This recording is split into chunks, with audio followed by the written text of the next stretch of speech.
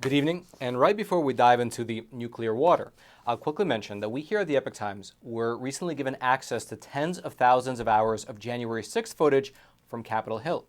Basically, we were given access to 1,700 camera angles and over 40,000 hours of video. Our team has been going through these videos over at an undisclosed location in order to answer some of the questions that have still been lingering in the air about that fateful day. And we just released an hour-long special report called the January 6th tapes, going through and dissecting what we were able to find. If you'd like to check out that awesome report, I'll throw the link to it. It'll be right there at the very top of the description box below. Hope you check it out. And now, diving into the main story. Unbeknownst to most people, the country of Japan is currently in the process of releasing about 1 million tons of radioactive water into the Pacific Ocean. And the reason for this stems from what happened 12 years ago during the Fukushima nuclear disaster. If you remember, that was when a giant earthquake, as well as a subsequent tsunami, caused a near meltdown of a nuclear power plant over in Japan. The situation was a complete mess. The reactors got shut down. The backup generators, which fueled the cooling system, lost power, which then led to 3 nuclear meltdowns and the contamination of about 1 million tons of water. Now, for the past 12 years, Japan has kept this water inside of the plant, where they have been slowly treating it. But unfortunately, they have run out of space. And so the Japanese government, they have announced that they will begin to slowly release this treated radioactive water into the Pacific Ocean. Now, the big question here is very obviously whether this is safe or not, and whether or not it will affect us here in the US. And so in order to answer these two pressing questions, let's unpack the entire situation step by step, starting at the very beginning. 12 years ago, on March 11th of 2011, there was a massive earthquake, which registered a 9.0 on the Richter scale over by Japan. That earthquake, it caused a 40-foot high tsunami to slam into the city of Fukushima, killing over 15,000 people and destroying much of the Fukushima nuclear power plant's cooling systems, causing, as we mentioned earlier, 3 of the reactors to melt down. Now, as an immediate response to this disaster 12 years ago, in order to prevent an actual nuclear explosion, the plant operators, they began to pump in seawater from the ocean in order to cool down the overheated fuel cores. Now, fortunately, this plan of theirs was a success. There was no nuclear explosion on that fateful day. However, after the disaster was averted, well, the plant operators, they were left with about a ton of this contaminated seawater alongside a growing body of contaminated groundwater. Now, that water, it's been collected, treated, and stored every single day for the past 12 plus years, to the point now where they have a grand total of 1,073 of these giant containers holding 1.3 million tons of treated radiated water. Now, the problem, though, is that they have run out of space. These 1,073 containers account for 97% of this nuclear power plant's total storage capacity, meaning that they quite literally have no more room.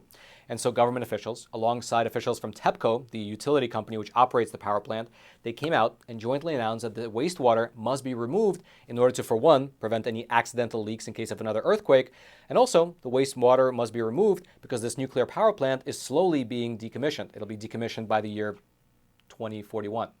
And the only way to remove the 1.3 million tons of wastewater is to pour it into the Pacific Ocean. Now, for the past 12 or so years, as we just mentioned, this wastewater was being treated at this facility in order to remove the harmful contaminants. The decontamination process worked something like this. The contaminated water was first treated with cesium and strontium filtering equipment in order to remove most of the contamination before they even put it in the tank. Then, the water was treated in a multi-nuclide removal facility that Japan called ALPS, A-L-P-S, which stands for Advanced Liquid Processing System. This process of theirs works on 62 of the 64 known radioactive isotopes, and it removes enough of these 62 different radionuclides, as they're called, to bring the concentration levels below Japan's regulatory limits. Then, once this whole ALPS treatment process is complete, the water was then put into a storage tank while the concentrated slurry byproduct, which contains all the different contaminants, was sent to a separate storage facility. However, it's worth noting that as good as this ALPS process appears to be, it does not remove 2 of the known radioactive isotopes, namely carbon-14 as well as tritium.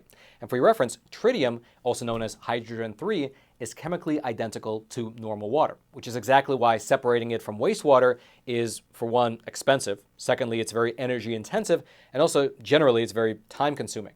But as far as radioactive elements go, tritium is kind of a mixed bag. It's on one hand, relatively benign. From the research, it's been shown to pass through living organisms in a similar way to water, and it doesn't appear to strongly accumulate in the bodies of living things. The problem, though, is that as tritium decays, it gives off a beta particle that can damage DNA if it's actually ingested. But then the positive side to that is that this beta particle is not very energetic, meaning that a person would need to ingest a lot of it to get a significant dose of radiation. And so, taken as a whole, high doses of tritium is dangerous, but extremely microscopic doses might not be. At least that's the theory that the Japanese are going with. Because what they did is that they diluted this treated water so that it's less than 1 part per 100 parts seawater. This dilution process, theoretically at least, makes the relative level of carbon-14 and tritium in the wastewater to be acceptable. Specifically, the Tokyo Energy Production Company, otherwise known as TEPCO, they're the ones who actually operate this nuclear facility over in the city of Fukushima, and their officials came out and said that the resulting concentration of tritium in the wastewater is around 1,500 becquerels per liter. Now, becquerels per liter, by the way, is a measure of the amount of radioactivity in a given substance. And the level that they claim to have achieved is actually significantly lower than the guidelines for tritium in drinking water that were put out by the WHO, the World Health Organization. Specifically, in a recent report that's titled Guidelines for Drinking Water Quality, the World Health Organization wrote that in terms of tritium, 10,000 becquerels per liter is acceptable. And so the 1,500 becquerels per liter that the Japanese were able to achieve is well below that range, meaning that as long as you trust the guidelines that were issued by the WHO, this water is well within the limits that are safe for humans and animals. However, it appears that not everyone trusts that the water is safe, specifically the people and the countries closest to the site of the dump. For instance, once this plan was made public, you had the Japanese National Fishermen Association come out and strongly oppose it. And then you also had the governments of the countries in the local vicinity, Russia, South Korea, and China, all come out and express quote-unquote serious concerns about the release of this water into their oceanic backyard. Also, interestingly, while America's climate envoy, Mr. John Kerry, was visiting South Korea, he was met by these creative protesters. And the reason that they were there protesting his visit was because John Kerry was in South Korea advocating for the release of this water. Here was specifically what John Kerry said in regard to this plan by the Japanese to release the wastewater into the Pacific Ocean. Quote, "The United States is confident that the government of Japan is in very full consultations with the International Atomic Energy Agency.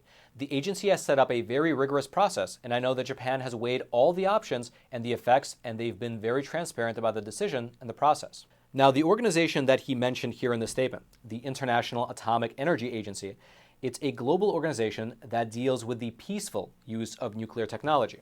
And indeed, just as John Kerry mentioned in his statement, on the very same day that Japan announced this plan to dump this water, the director of this organization released their own statement, affirming Japan's decision, while at the same time assuring the world that the release of this water is perfectly fine. Here was part of what he said, quote, "The water disposal method Japan has chosen is both technically feasible and in line with international practice, even though the large amounts of water makes it a unique and complex case." Furthermore, this director went on to mention that while this case in Japan is very high profile, in reality, releasing lightly radiated water back into the environment is a common practice for nuclear reactors around the entire world. Here's what he said, quote, "Controlled water discharges into the sea are routinely used by operational nuclear power plants in the world and are done under strict safety and environmental standards." And to that point of his, the Japan Forward newspaper made a point to publish an article detailing how both China and South Korea released nuclear wastewater into the oceans. Quote, "China's Fuqing plant released 52 trillion becquerels of tritium in 2020, and South Korea's Kori facility, near its second largest city, released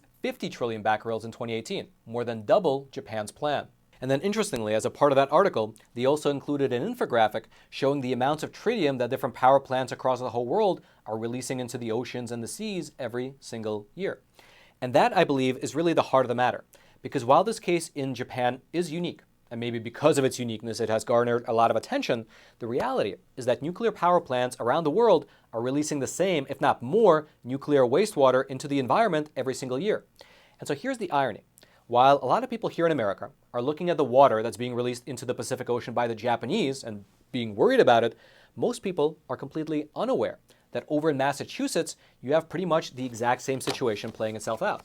Over there, the recently closed Pilgrim nuclear power plant is working to get authorization from the Nuclear Regulatory Commission in order to dump over 1.1 million gallons of water that they use to cool the nuclear fuel rods into the Cape Cod Bay. And even further than that, there was a recent article published in a local Massachusetts news outlet which quoted an anonymous official within the Nuclear Regulatory Commission who said that even before they needed to dump this 1.1 million gallons of water, the Pilgrim nuclear facility regularly discharged wastewater into Cape Cod Bay for decades.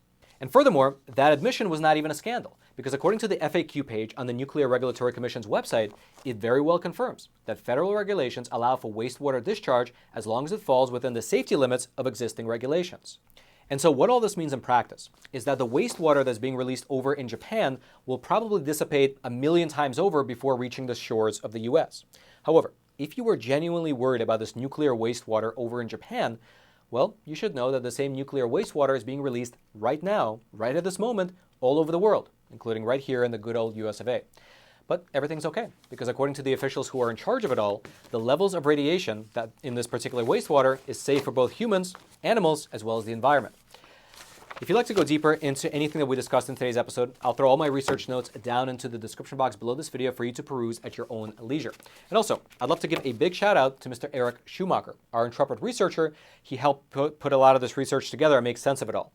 And in fact, he dug so deep into this particular story that he now actually glows in the dark. And I'm sure that if he could, Eric would remind you to smash those like and subscribe buttons so this video, as well as this content, can reach ever more people via the YouTube algorithm.